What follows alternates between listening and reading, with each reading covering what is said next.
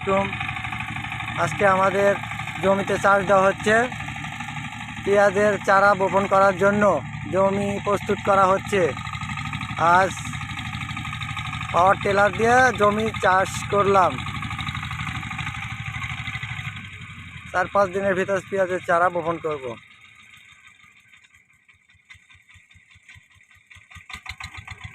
আমাদের জমি চাষ করা ড্রাইভার খুবই দক্ষ। দেখুন কিভাবে চাষ করতেছে জমি।